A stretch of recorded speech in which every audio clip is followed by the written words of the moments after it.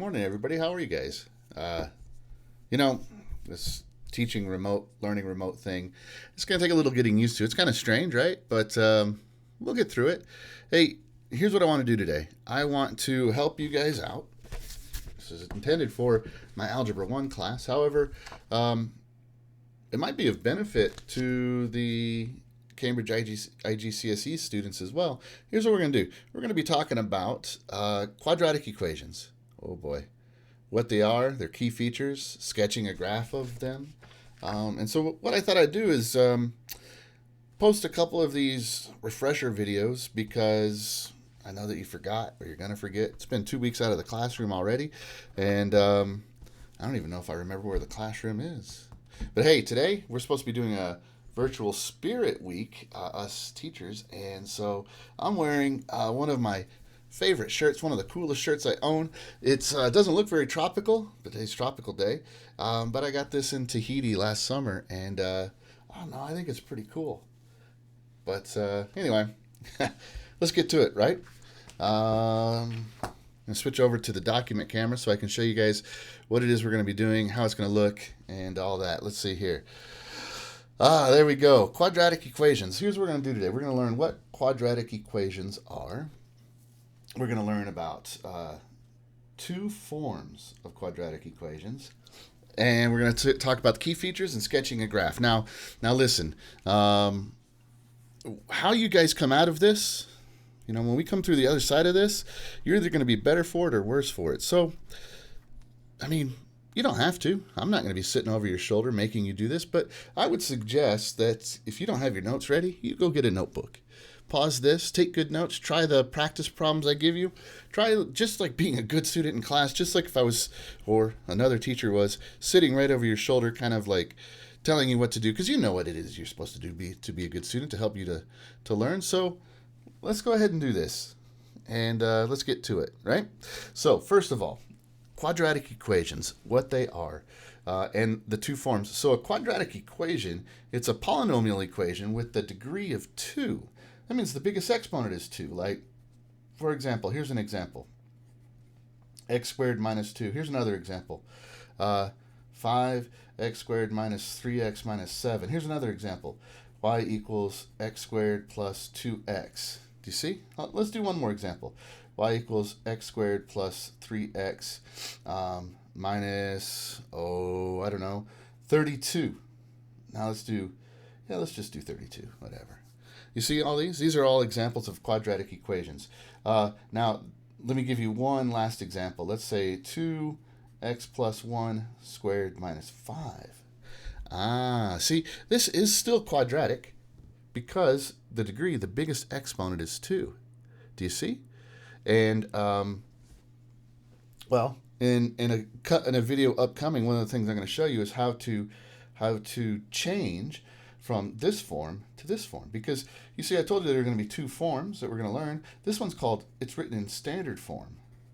In fact, all of these right here, all of these are in standard form. Every single one of these is in standard form except this one. This one right here, this one is called Vertex Form.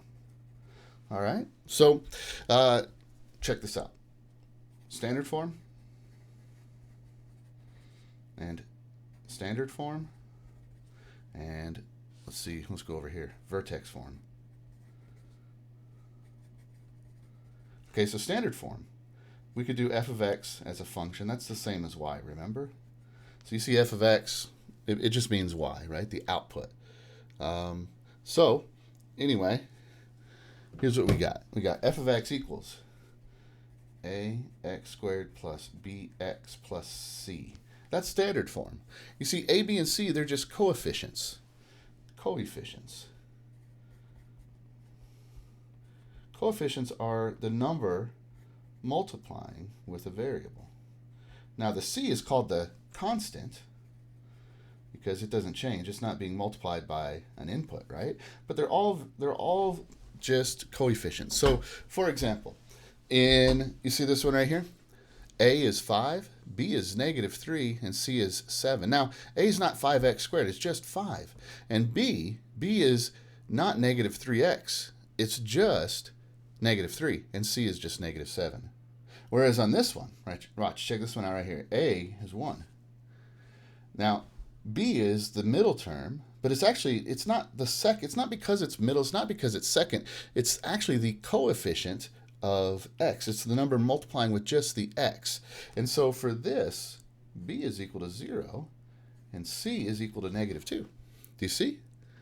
Whereas on this one here, go ahead and tell me what you think.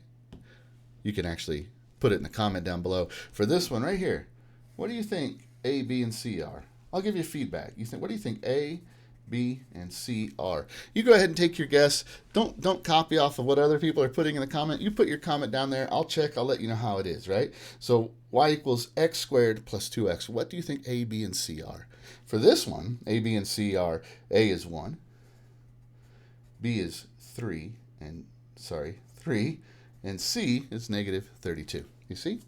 So standard form is that one right there, ax squared plus bx plus c. That's how standard form works. Let's see. I'm sorry this is so blurry. I don't know why it is as blurry as it is. That helped. Turning off the little LED light there helped. All right. So standard form is like that. Vertex form is like if you have an equation where, and you'll learn why it's called vertex form later, x minus h squared plus k. So the example we had where it was y equals 2 x plus 1 squared minus 5, when it was like that, that's vertex form. And you see, a is the leading coefficient. It's going to be the coefficient of x squared, because when you square x plus 1 squared, you're going to distribute the 2. So a is 2. And if you notice, look at this, a and a are the same. So if I rewrote this in standard form, a would still be 2. But if you look, standard form has b and c. These have h and k. These don't have the same exact, well, they're not described the same way because these are going to be a little different. So a is 2. H is going to be, oh, this is tricky right here. Oh, man, you ready for this? H is actually going to be a -1, and k is going to be -5. Now, that might be really confusing. Here's the detail. Here's why. Do you see how this is x minus h? That means that it's going to be the opposite of this, because if I were to write x minus -1 squared, isn't that going to be the same as x plus 1 squared? Do you see? So h is the opposite sign. So let's put a little asterisk right there to help us remember. So in the example, let's see another example. Let's say f of x is 3 and x minus 7 squared minus 4, for example. So a is h is k is, why don't you try that one? You can leave me a comment down below as to what you think h, and k are for this, and I'll give you feedback. I'll let you know how it goes, and that will help us to kind of work together and try this together. So what a quadratic equation is, it's a polynomial equation with a degree of 2, blah, blah, blah, like this right here, standard form. That's vertex form. So a quadratic equation is a polynomial equation with a degree of 2. So, hey, here, let's write this down right here. All that. When we come back, or when you take I might do an online quiz, I might ask you for the definition. It's not a great definition, but a definition of a quadratic equation. So a quadratic equation, we'll write it here for you, you can write it in your notes, is a polynomial. Now when we were doing factoring, all that, we didn't do equations, we did expressions. There was no equal sign. So is a polynomial equation, it's going to be equal to something whose degree, that means biggest exponent, right? Essentially, is 2. The shape they make when graphed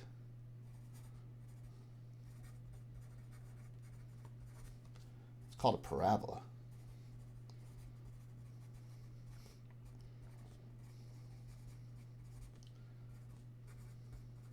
Whoa. A parabola. Yeah? So,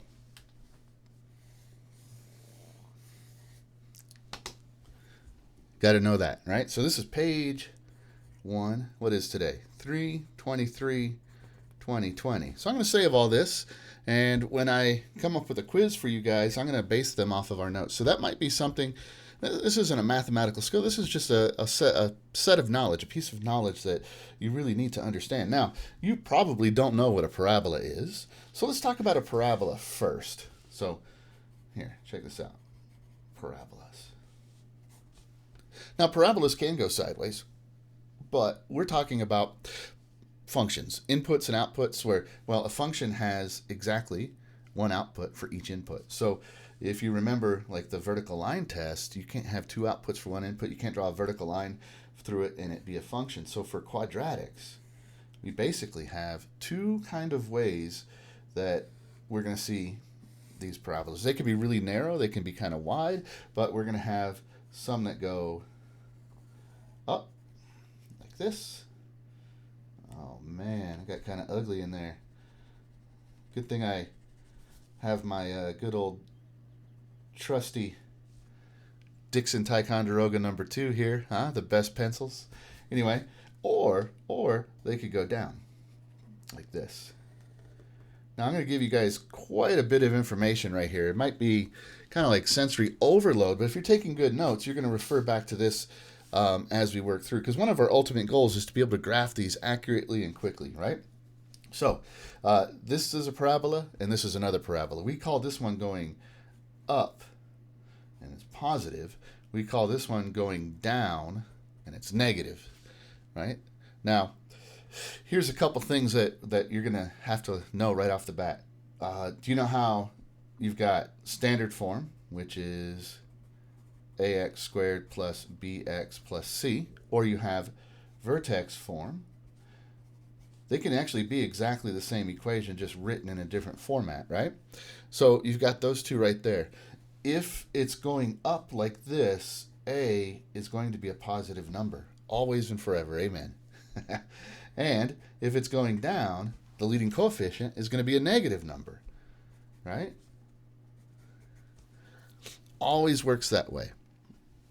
Okay, now, there are two features that always exist. Two features that always exist. You will always have one y-intercept, and you always have one vertex. They could be in the exact same spot, but you'll always have at least one y-intercept and one vertex. So here is the y-intercept. And you might not remember, but y-intercepts, they have 0 for x and then some number for y. In fact, the way you find y-intercepts is let's write this down. To find a y-intercept, what you do is you replace x with 0 and then you solve for y. Solver. Solve for y. That's how you do it. Put a 0 for x and then you solve for y. Put a 0 for x, solve for y. Put a 0 for x, solve for y. Let's see how easy that is for this, right? Let's take a look at this one right here. You see this one right here? Y equals 5x squared plus 3x minus 7. 5x squared plus 3x minus 7. If we put this one right here, 5x squared, I'm going to write it over here. 5x squared, let's see here, 5x squared, what is it? Oh, minus 3x minus 7. All right, so you see this hotness right here? 5x squared minus 3x minus 7. If we're going to find the y-intercept, what we're going to do is going to put a 0 for x. Another way to write putting 0 for x is that notation, remember? Because instead of being y is the same as f of x. Y is a function of x. So if we do that, that means put a 0. And you see, for these, it's super easy. You probably don't even need to write it out. Do you see? But if I put a 0 here and I put a 0 there, 0 squared is 0. 0 times 5 is 0. So I've got 0 there. Negative 3 times 0 is, I'm not very good at math, but I think that's 0. Oh, and this is a minus 7 right here. So what we have is we have f of 0 equals negative 7. So we have a y-intercept of 0, comma, -7.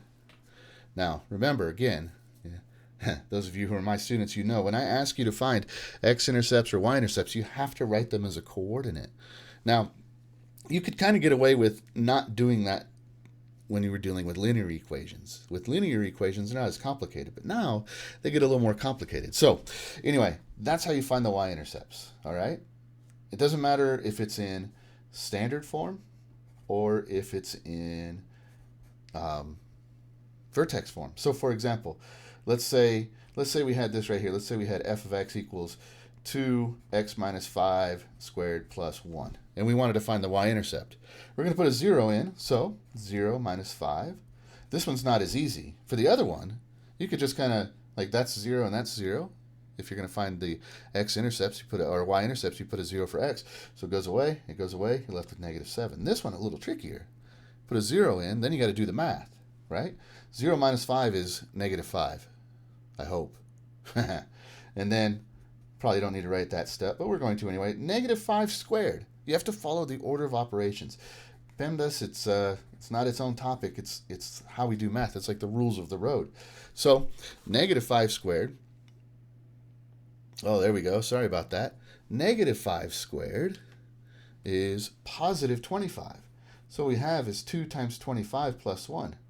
That's 50 plus 1. That's 51. So our y-intercept would be 0, 51 for this one right here. Do you see?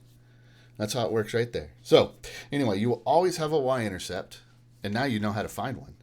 And see, here's the y-intercept right there. That's going to be 0, comma y. You're also always going to have one vertex right here. This right here is your vertex. You'll always have one. We'll get into how to find that in a little bit. But the vertex is perhaps the most important part of the parabola, because the vertex, the vertex, it's either the minimum or the maximum output. So like if A is a positive number, then like this one right here, then the vertex is the minimum value. It's the smallest possible output. Whereas if A is a negative number, then the vertex, like this one right here, A is negative, it's going down. The vertex is the maximum output. Do you see? Now there's a couple other things at play here with the vertex. The vertex also has a line of symmetry going through it. And I'll show you a graph on Desmo, so it's a little prettier. But what you can see right here is this line of symmetry that goes right through it. The left and the right should be like mirrors of each other. So if you took this graph right here and you folded it vertically right through the vertex, this side and this side should line up. Same on this one right here. We've got a line of symmetry goes right through the vertex vertically. And so that's a big clue that's going to help us learn how to graph these. Now, there's one other thing. If there are x-intercepts,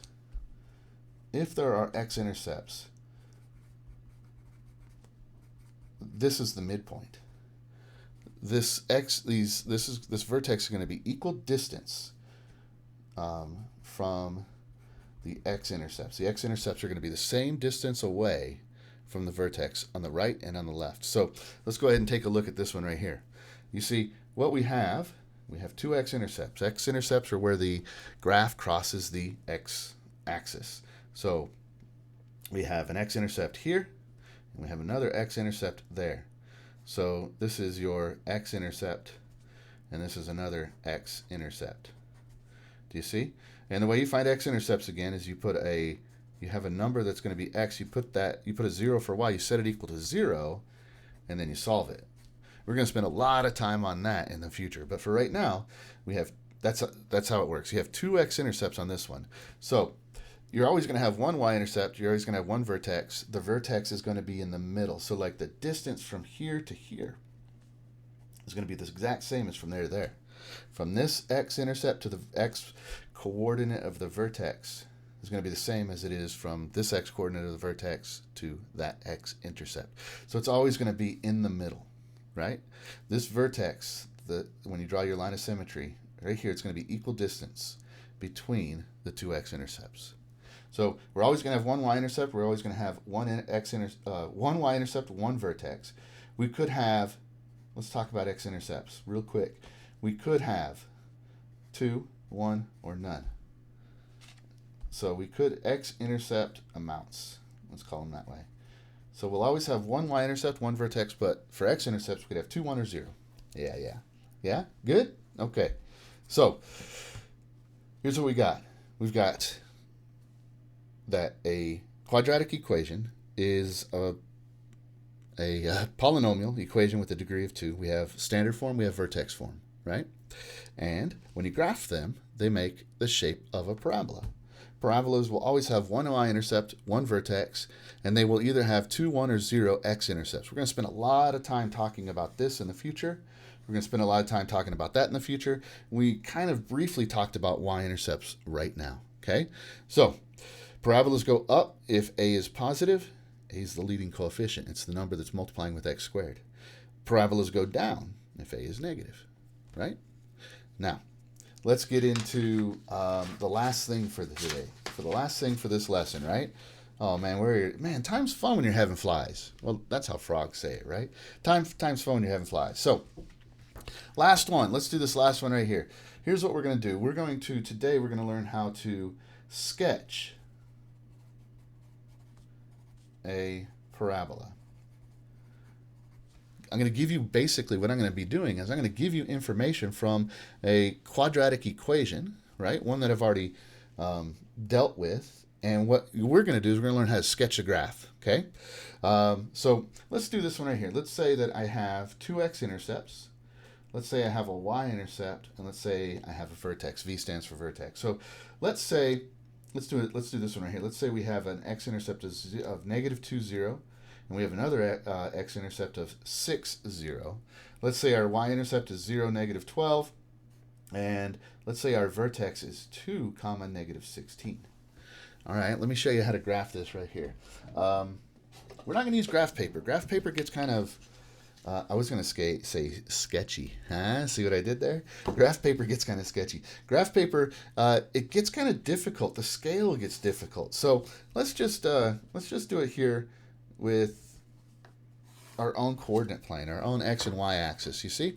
Here's what we got. We got our own x, our own y. So let's go ahead and plot all of these things. You don't have to have the same scale for the x as you do for the y. But if they're different, you need to label them. So here's what I'm going to do. I'm going to say for the x, we're going to go like 1, 2, 3, 4, 5, 6, 7, and that's good enough right there. 1, 2, 3, 4, 5, right? And then for the y-axis, you see I've got to go all the way to negative 16. So that would be off of my graph down here. So here's what I'm going to do right here. I'm going to go by, let's go by 2s. Let's go by 2s. Let's say 2, 4, 6, 8. This would be negative 10, 12, 14, 16, 18, negative 20. Do you see? So I'm going by 1s on the x. I'm going by 2s on the y. That gives me plenty of room. All right, now, negative 2, 0. That's one x-intercept right there. Negative 2, 0. I'm going to put an x there. Okay? And 6, 0 right here, right? So I'm going to go through this point. I'm going to go through that point. Negative 12 is right here because we're going by 2s.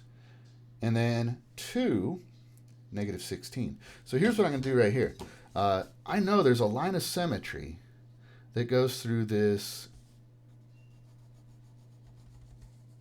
x, the x of the vertex. See, the x of the vertex is 2.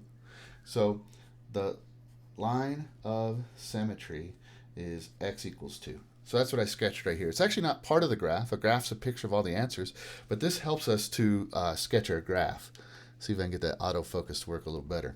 All right, apparently not. So 2 and then negative 16. So this is 12, 14, 16. So right there's our vertex. All right. Now, one thing I can do, because the left and the right side of this line of symmetry should be matching.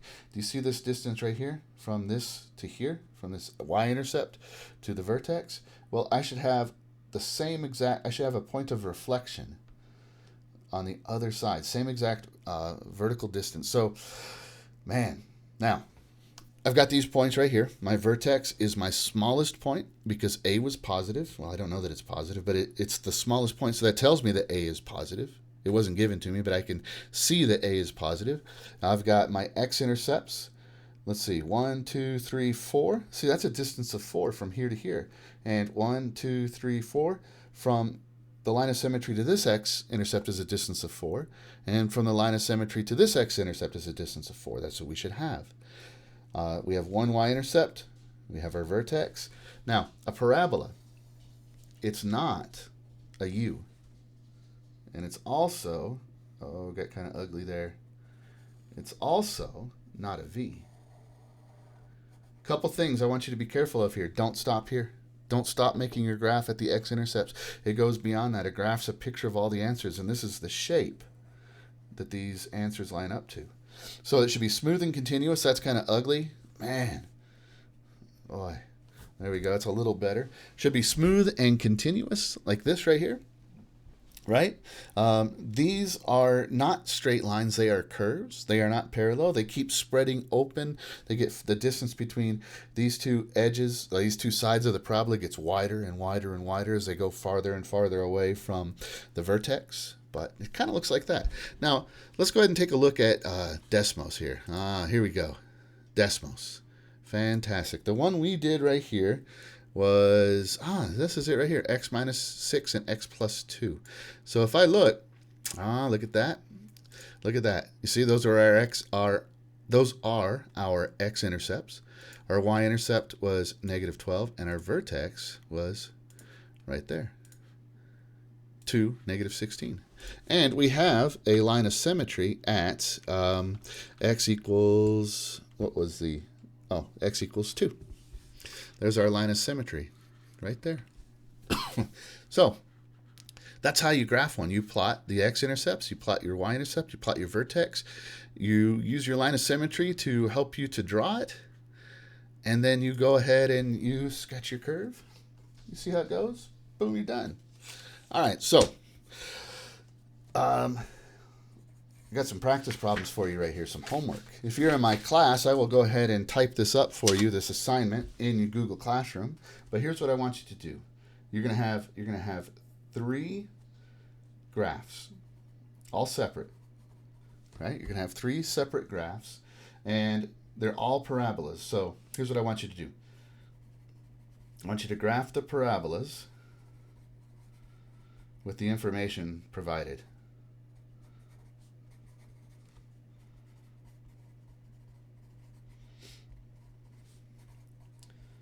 Okay, so here's number 1. For number 1, you're going to have these x-intercepts right here. You're going to have 2, 0, and you're going to have negative 4, 0. Your y-intercept is going to be 0, negative 8. Your vertex is going to be negative 1, negative 9, right? Number 2, it's going to be negative 1, 0, negative 1.